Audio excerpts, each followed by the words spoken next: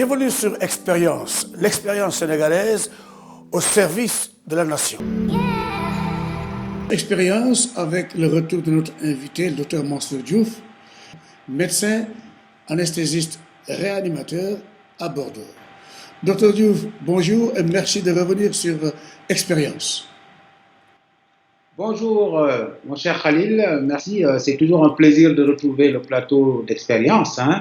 Je profite pour saluer vos téléspectateurs, souhaiter un bon Ramadan à tout le monde, puis demander qu'on prie fermement pour que le bon Dieu, dans sa mansuétude, mette fin à cette pandémie qui a fait déjà trop de dégâts par le monde. Merci, docteur. Plusieurs erreurs de dépistage aux instituts Pasteur du Sénégal et de Madagascar. Les autorités de Madagascar ont décidé donc que ce ne sera plus l'Institut Pasteur qui effectuera seul les tests sur les nouveaux cas suspects, mais que le laboratoire Charles Mérieux, qui est aussi installé à Antananarivo, procédera aussi aux tests en même temps. Le Sénégal, selon vous, doit-il faire la même chose en doublant le travail de l'Institut Pasteur par le travail de tests fait aussi par l'IRSF du professeur Mboup? Merci mon cher Khalil pour cette question. Moi je pense que ceux qui ont suivi, ceux qui me suivent depuis le début de l'épidémie au Sénégal savent que je n'ai pas attendu qu'il y ait eu des problèmes de fiabilité de tests ou de tests faux, etc. pour réclamer la levée de l'exclusivité qui a été réservée à l'Institut Pasteur. Moi je pense que je fais partie des premiers à avoir souligner ce point et avoir réclamé l'implication effective du laboratoire du professeur Mboup. Et ça, c'était beaucoup plus dans un souci de démocratiser et éventuellement de décentraliser les tests. Voilà, c'était dans ce cadre-là. Et donc, je pense que, bon, Madagascar, ils ont bien fait quand même de pouvoir, s'il y a d'autres laboratoires qui ont la capacité et l'expertise, et pourquoi pas? Pourquoi réserver la réalisation des tests à un seul laboratoire? Je n'en trouve pas l'opportunité. Donc, moi, je pense que le Sénégal doit effectivement impliquer le professeur Mboup, et si ce n'est déjà fait. Et puis, l'autre combat que je mène, c'est que les laboratoires des hôpitaux du Sénégal puissent disposer du plateau technique nécessaire pour faire ces diagnostics. Mais imaginez aujourd'hui si on avait des laboratoires comme ça dans toutes les régions du Sénégal qui peuvent faire les dépistages, mais ça permet de screener les malades et puis de faire des tests dans toutes les régions. Le président du Sénégal, M. Macky Sall, a autorisé la réouverture des lieux de culte et des marchés. Les transports en commun semblent avoir supprimé la précaution de la distanciation physique. Quelles sont les conséquences, selon vous, n'est-ce pas, sur la santé publique? Alors, moi, j'ai suivi avec beaucoup d'intérêt les nouvelles mesures qui ont été prises par le chef de l'État, qui ont été prises dans le sens d'un assouplissement. Et je constate quand même qu'il y a beaucoup d'inquiétudes au sein de la population. Et ça fait couler beaucoup d'encre et de salive. Des gens qui pensent que c'est la catastrophe, voilà, on a allégé, c'est une façon de laisser l'épidémie exploser, etc. Mais je pense qu'on devrait quand même traiter cette question avec beaucoup de circonspection. En regardant ces différentes mesures, alors moi, il y a deux mesures sur lesquelles j'invite à la prudence. Les deux mesures sur lesquelles j'invite à la prudence, c'est d'abord la réouverture des lieux de culte. Alors, quand on voit, par exemple, quand je prends l'exemple des mosquées, les mosquées sont fréquentées en majorité par les personnes du troisième âge. Et on a remarqué que les principales victimes de ce virus, c'est justement cette tranche d'âge, les personnes qui sont âgées de 60 ans et plus. Et aujourd'hui, si vous repassez en revue les 25 personnes qui sont décédées au Sénégal, mais il faut vous intéresser au profil de ces décès. Qui sont ces personnes? Quels sont leurs âges, etc. Alors, mis à part deux personnes qui avaient 37 ans, je pense, et c'est toujours le même profil, les jeunes qui décèdent de cette maladie ont toujours une maladie sous-jacente. Donc, une cardiopathie ou une pathologie chronique, en tout cas, qui explique leur décès. Mais en majorité, c'est des personnes âgées. Donc, si aujourd'hui on laisse ces personnes âgées retourner dans les lieux de culte, c'est un bon moyen quand même pour choper le virus. Et une personne âgée, vous allez pouvoir regarder ça hein, de très près, une personne âgée qui fait une forme grave de coronavirus, qui est admise en réanimation sous assistance respiratoire, c'est 100% de mortalité hein, au Sénégal. Hein. Depuis le début, hein, vous pouvez le vérifier. Hein. Il n'y en a pas un seul qui est sorti de réanimation, qui a été guéri et qui est retourné chez lui. Il n'y en a pas. Donc, j'invite à la plus grande prudence. Donc, pour moi, aujourd'hui, c'est encore prématuré pour ces personnes âgées de retourner dans les lieux de culte. Le deuxième problème, c'est l'ouverture des classes pour les jeunes. Alors, les jeunes, on a remarqué de par le monde et partout, c'est maintenant établi que les jeunes, ils font rarement la maladie. Ou alors, ils sont par contre, ce qui est réel, c'est qu'ils sont porteurs du virus. Ils portent le virus. Donc, ce sont des grands pourvoyeurs de virus, ces jeunes-là. Imaginez que, voilà, et on connaît quand même les rapports qu'il y a entre les jeunes enfants et leurs grands-parents au Sénégal, dans notre société. Donc, la proximité qu'il y a entre eux. Donc, un enfant va sortir, choper le virus dehors, et puis le ramener et contaminer son grand-père ou sa grand-mère. Vous imaginez les conséquences. Donc, sur ces deux mesures, j'invite à la prudence. Bon. Par contre, le fait de faire reprendre quand même les activités au niveau du pays. Mais mon cher Khalid, mais c'est ce que je dis toujours, le Sénégal ne devrait pas connaître de crise économique ni de crise alimentaire avec cette maladie. Ça, c'est nous qui nous l'avons imposé à nous-mêmes. L'économie n'aurait jamais dû s'arrêter. Tous ces gens-là, parce que vous imaginez, vous souvenez, j'ai toujours défendu que les sujets jeunes qui sont en bonne santé, ils faisaient des formes mineures, des formes bénignes, que la maladie n'est jamais grave chez ces gens-là et qu'il ne fallait même pas les hospitaliser. Vous voyez, ils m'ont suivi 2 mois plus tard. Ils ont enlevé cette mesure pour parler maintenant de prise en charge extra-hospitalière. Encore que, même ça, ils n'ont fait que déplacer le problème parce qu'ils ont aménagé des zones pour les prendre en charge là-bas. Des gens qui n'ont aucun symptôme, qui ne sont pas malades, qui sont en bonne santé, on immobilise là-bas du personnel médical, c'est vraiment pas stratégique. Donc, vous imaginez. Donc, ces gens-là, ce sont eux qui constituent le moteur de l'économie, de l'activité économique. Donc, vous leur demandez de ne plus bouger, de ne plus sortir, etc. On décrète l'état d'urgence, personne ne va, personne ne vient, l'économie s'arrête. Donc, vous créez artificiellement une crise économique. Et ces gens-là, ce sont ces gens-là qui nourrissent les personnes qui sont dans les maisons. S'ils ne vont pas au boulot, ben, ils ne vont pas avoir de revenus pour nourrir les gens. Donc, par ricochet, vous créez un problème alimentaire. Vous imaginez? Et donc, c'est la raison pour laquelle les autorités se sont précipitées sur ça pour essayer de régler le problème alimentaire. Voilà, on a acheté des sacs de riz, etc. Mais où est-ce qu'on en est aujourd'hui? On se rend compte que ce n'est pas possible. Ce n'est pas possible. L'État n'a pas ces moyens-là. Et on se rend compte que, mais on ne devait pas faire ça, en fait. En réalité, nous nous sommes imposés une crise artificielle alors qu'on devait être uniquement en train de gérer une crise sanitaire. Alors, par-dessus tout, on rajoute une crise économique et une crise alimentaire. Ben, c'est parce que c'est nous qui l'avons fait. Donc, ça rejoint ce que je dis. On ne devrait pas, depuis le début, on devrait laisser ces sujets jeunes, etc., continuer à faire tourner l'économie, bien sûr, en respectant les mesures barrières. Les groupes vulnérables, les personnes âgées, ceux qui ont des pathologies chroniques, que ce soit des pathologies pulmonaires, de l'asthme, de l'emphysème, etc., ceux qui ont des maladies métaboliques comme le diabète, les obèses, les cancéreux, les maladies immunitaires, etc. Donc, ces personnes-là qu'on appelle les groupes vulnérables, parce que c'est là-bas que le virus il frappe, c'est là-bas qu'il crée de la mortalité. Mais ces gens-là, mais on les met à l'abri. Pour les mettre à l'abri, parce que c'est une façon de vous dire qu'aujourd'hui, la stratégie qui est prise qui est adoptée par les autorités sanitaires sénégalaises ne me paraît pas judicieuse. On est en train de passer complètement à côté. On est en train de passer complètement à côté. Alors, je vous explique. Une épidémie, quand on regarde l'évolution d'une épidémie, au tout début, quand le virus il vient de s'introduire dans le pays, l'objectif et la stratégie diffèrent selon le stade d'évolution de la maladie.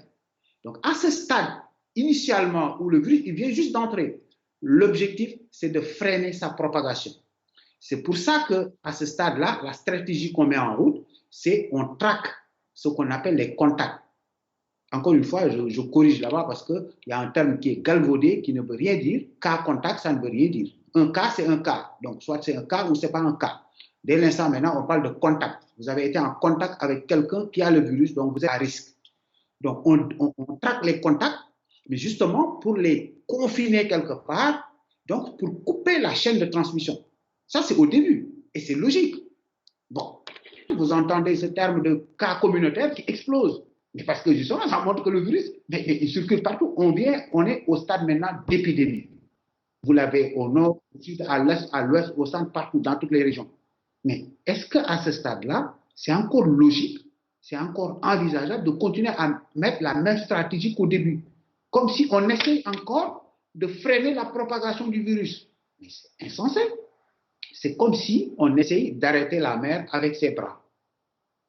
Alors, arrivé à ce stade-là, l'objectif doit changer. On se dit maintenant, la première marche, elle a été perdue. Maintenant, le virus, il circule. On ne peut pas jouer à cache-cache avec le virus, là, essayer de le traquer pour l'arrêter. Non. Il est là-dedans. Maintenant, ce qu'il faut faire, c'est qu'il faut limiter les dégâts. On regarde où est-ce qu'il fait des dégâts. Il fait des dégâts chez les groupes vulnérables, ce que j'ai dit là. Je dis, bon, on va aller protéger ces gens-là. La dernière fois, j'ai donné une belle image qui illustre ça. J'ai dit, imaginez que le Sénégal, c'est un grand magasin dans lequel vous avez de la vaisselle en porcelaine et puis de la vaisselle métallique en acier qui est très résistante. Vous apercevez un troupeau d'éléphants qui court et qui vient vers le magasin. Ça, c'était le début.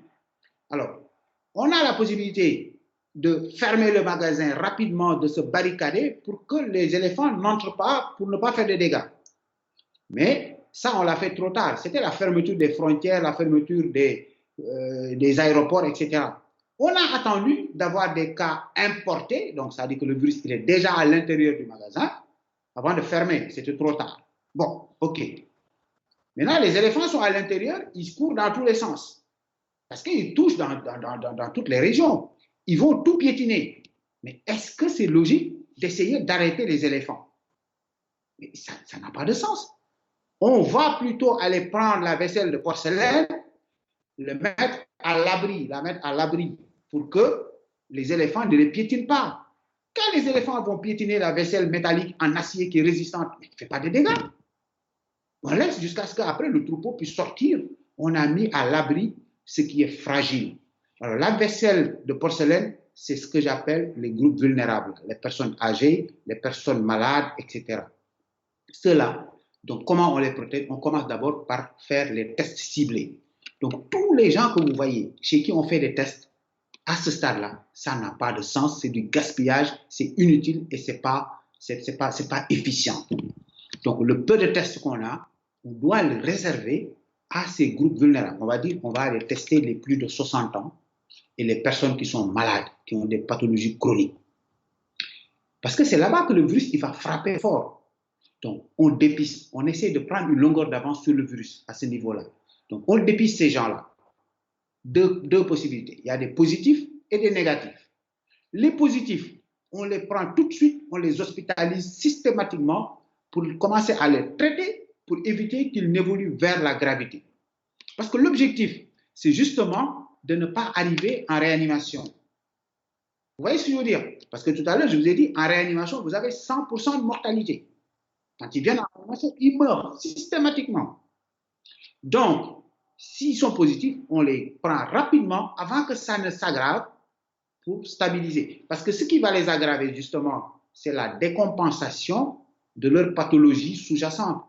Est-ce que, prenez-moi au Sénégal, un sujet âgé de plus de 60 ans, qui n'a pas d'hypertension artérielle, ou alors qui n'a pas de diabète, ou alors qui n'a pas une maladie pulmonaire, ou alors, etc. C'est exceptionnel.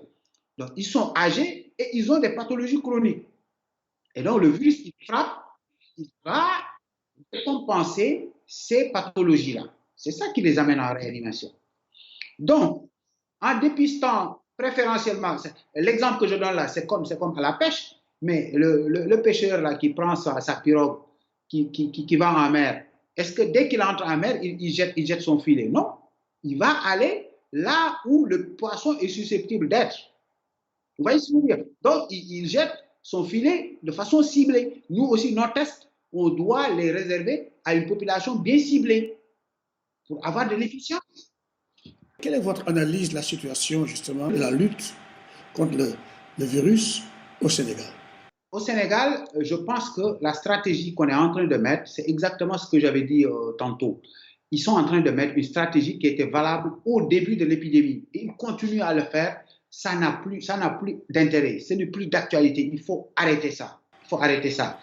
Par exemple, là, vous voyez, vous êtes au Sénégal, vous vous rendez compte vous-même que dès qu'on annonce les cas positifs qui augmentent, c'est la panique au sein de la population. Les gens pensent que ça va être la fin du monde parce que, attention, là, on est passé à 2000 cas, on est passé à... Mais est-ce que vous vous rendez compte, mon cher Khalil, que les 2000 et quelques cas qu'on vous dit, peut-être que vous avez dépassé le million de cas depuis très longtemps, sans le savoir. Donc, on a ancré dans la tête des Sénégalais que le paramètre nombre de cas positifs, c'est une catastrophe, que les gens, ils ont la trouille. C'est pareil pour le terme de cas communautaire. On vous dit cas communautaire, mais c'est la fin du monde. Et ça c'est une hérésie. Même si aujourd'hui le Sénégal avait 10 millions de cas, et pourvu que ce soit des cas bénins, ce qu'on appelle des formes bénignes, mais il est où le problème, mon cher ami? Il est où le problème? Maintenant, j'invite les Sénégalais, et ce que je dis là, c'est très important. Je les invite, à chaque fois que les autorités se mettront face à vous lire les nombres de cas positifs, etc. et tout, ne prêtez aucune attention au nombre total de cas testés positifs, etc. Ayez les yeux rivés sur le nombre de cas graves, le nombre de patients qui sont en réanimation et le nombre de décès. Utilisez ces deux paramètres. Ce sont ces deux paramètres-là qui sont pertinents pour vous dire comment évolue l'épidémie dans le pays, où est-ce qu'il faut agir. Maintenant, quand vous remarquez que ces deux paramètres sont en train d'exploser, on regarde pourquoi ils explosent. Et donc, pourquoi ils explosent? Et on va agir à la source pour arrêter cette explosion. C'est ça des actions efficientes. Alors, moi, je me suis amusé à regarder depuis la fin du mois d'avril, donc depuis le 28 avril jusqu'à aujourd'hui. Et ça, vous pouvez le faire, tout le monde peut le faire. Au jour le jour, notez le nombre de cas qu'il y a en réanimation et le nombre de décès. Et vous tracez une courbe pour regarder comment ça évolue. Alors, aujourd'hui, donc, moi, j'ai fait cette courbe-là. J'espère que ça apparaît bien. Donc, vous avez deux courbes. Vous avez une courbe en rouge qui symbolise le nombre de décès. Vous voyez au départ, donc, un petit nombre, et puis hop, ça commence à monter. Donc, vous voyez bien, hein? Comme ça grimpe. Hein? Et en la courbe noire, c'est la courbe des cas graves qui sont en réanimation. Vous voyez? Alors, est-ce que vous vous souvenez, il y a un moment, on parlait de taux de guérison au Sénégal. J'avais fustigé, j'avais dit que ce que vous utilisez là, ce n'est pas un paramètre pertinent et que là, vous êtes en train de leurrer les gens. Le taux de guérison, il a un sens ici, en réanimation. Alors, si maintenant, on vous dit par exemple que la maladie, sur 10 patients qui sont en réanimation, il y a les 7 qui meurent. Donc, si vous inversez la tendance, vous faites que les 7 guérissent, vous avez un taux de guérison qui est pertinent et qui reflète que votre travail est bien fait. Vous voyez ce que je veux dire? Et donc, sur une courbe comme ça, si on avait un bon taux de guérison, la courbe qui va en rouge, là, qui va en haut, elle allait décroître. Les deux courbes allaient se croiser. Les deux courbes allaient se croiser. Donc, ça dit qu'on a des malades qui entrent en réanimation, en nombre, mais très peu meurent. Vous voyez ce que je veux dire? Donc, c'est important. Et ça n'importe qui peut le faire, hein, comme ça, vous voyez. Donc, maintenant, quand on regarde le nombre de morts qui augmente, le nombre de cas de réanimation qui augmente, mais quelle est la source? Il faut voir le vivier. Le vivier, c'est quoi le vivier de la réanimation? C'est facile à savoir, mon cher Khalil. Regardez, prenez la liste de tous les patients qui sont décédés et la liste de tous les patients qui sont actuellement en réanimation. Et vous regardez le profil. Regardez d'abord le critère de l'âge. Vous allez voir, ce n'est pas des jeunes de 19 ans, 20 ans. Hein. C'est des personnes qui ont 60 ans et plus. Là, au moins, c'est clair. quelques rares qui ont moins de 60 ans, mais qui ont en plus une pathologie chronique sous-jacente. Donc, le vivier de la réanimation, c'est encore ce groupe vulnérable-là dont je parle. Donc, ça souligne encore l'importance d'aller cibler la protection vers ce groupe-là. C'est ça qui est logique. Donc, vous imaginez aujourd'hui, le Sénégal prend des sujets parce que c'est des contacts. Ils sont jeunes, en bonne santé, on les parque dans des hôtels. On paye 50 000 francs par jour pendant 14 jours. Les gens qui sont sortis de ces hôtels-là, ben, ils ont commencé à raconter comment ils étaient. Ben, c'était la belle vie, c'est la bamboula, ils sont à la piscine, machin, il y a des filles qui viennent, etc. Et tout. Donc, vous prenez ces gens-là, ils représentent, souvenez-vous, de la vaisselle en acier résistante. C'est cela qu'on met à l'abri. Mais est-ce que vous vous imaginez? Mais on s'est complètement bourré, on va complètement à côté. Ce sont ces gens-là qu'on protège au lieu de protéger ces vulnérables-là qui continuent à alimenter la réanimation. Et la porte de sortie qui est en sens unique, c'est le décès. Vous voyez ce que je veux dire? Ils ont un ticket en aller simple, ils n'ont pas d'aller-retour, c'est aller simple en réanimation. Vous allez, vous sortez par la porte d'essai. Donc, la logique voudrait qu'on privilégie la protection vers ces gens. Alors, c'est là la raison pour laquelle, au tout début, vous vous souvenez, notre première interview, j'ai insisté sur le relèvement du plateau technique des services de réanimation. Parce que la guerre se gagne en réanimation. Parce que c'est là-bas qu'il y a les morts. La Chine est venue à bout de l'épidémie en faisant quoi? Mais on vous parle de l'hôpital qu'il a construit en 10 jours, je ne sais pas. Mais est-ce que vous savez, il y avait combien de lits de réanimation dans cet hôpital? Mais c'est un hôpital c'est quasiment une réanimation. Des milliers et des milliers de lits. C'est ça qui leur a permis. Et c'est ça qui a perdu l'Italie, parce que l'Italie n'avait pas suffisamment de lits de réanimation. C'est pour ça qu'on voyait des gens dans les rues. On mettait les malades dans les rues. Vous voyez? C'est ça le problème. Donc, c'est là où le bas blesse. Donc, ça revient encore à ce que je disais, la course à l'armement médical. Donc, vous voyez, on a changé complètement de paradigme. C'est un problème de vision. Nous espérons que les autorités sanitaires du Sénégal vous contacteront pour peut-être discuter un peu avec vous. Parce que nous en sommes à un niveau où on a besoin de toutes les compétences, n'est-ce pas, intérieures comme extérieures. Mais malheureusement, on a l'impression d'avoir, mais en face de nous, c'est un dialogue de sourds. C'est un dialogue de sourds. Mais vous regardez, par exemple, moi je me suis toujours battu contre le confinement de ces cas contacts dans les hôtels. J'ai dit que c'est de l'argent perdu, que vous gaspillez, ça n'a pas de sens, mais arrêtez ça. Mais ils ont attendu 2 mois plus tard pour se rendre compte que ce n'est pas possible pour l'arrêter. C'est pareil, les cas asymptomatiques qui n'avaient pas de forme grave, etc., qu'on hospitalise, j'ai dit arrêtez d'hospitaliser ces gens-là. Ces gens-là, laissez-les à la maison. Vous allez saturer le système hospitalier qui a peu de capacité. Mais attendez, alors là aussi, pareil, on attend 2 mois pour se rendre compte, oulala, on n'a plus de possibilité de prendre. Allez, non, maintenant, prise en charge extra-hospitalière. Dommage. C'est ça qui est dommage. Docteur Diouf, je sais que le débat vous appelle. Alors, une autre question. Le rapatriement des corps de nos compatriotes décédés à l'étranger a aussi été autorisé par le président Sall. Moi, tous ceux qui me suivent savent que j'étais une des plus grandes figures, les plus farouches de la lutte pour le rapatriement des corps.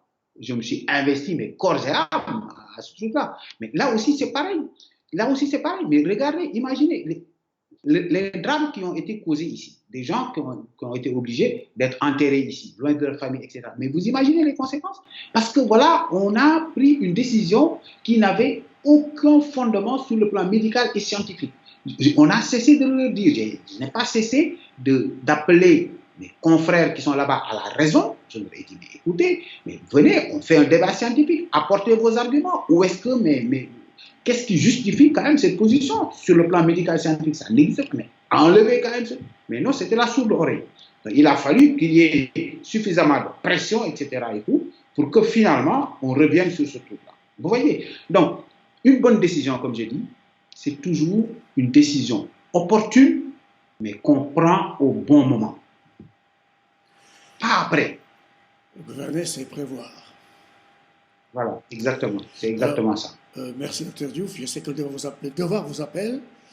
Merci et restez encore à notre disposition parce que nous allons vous revenir à chaque fois qu'il y aura des changements dans justement cette lutte contre le coronavirus au Sénégal. Merci, docteur. Mais c'est un énorme plaisir, hein. Vous savez que moi, c'est toujours un plaisir de venir sur le plateau d'expérience, hein. Bon, pour la qualité déjà de cette émission, pour sa philosophie, etc. Et donc, c'est une émission qui est très suivie et donc c'est toujours un énorme plaisir. En tout cas, je me tiens toujours à disposition de mon pays, donc je mettrai toujours mon expertise au service de mon pays. Bon, voilà. Après, maintenant, moi, l'essentiel, c'est d'être quitte avec ma conscience. Bon, voilà. Donc, ce qu'on souhaite, c'est que qu'on puisse redresser la barre très rapidement avant qu'il ne soit trop tard. Merci, docteur Merci Diouf. beaucoup. À très bientôt. Merci. Merci. Merci Merci. encore. Au revoir.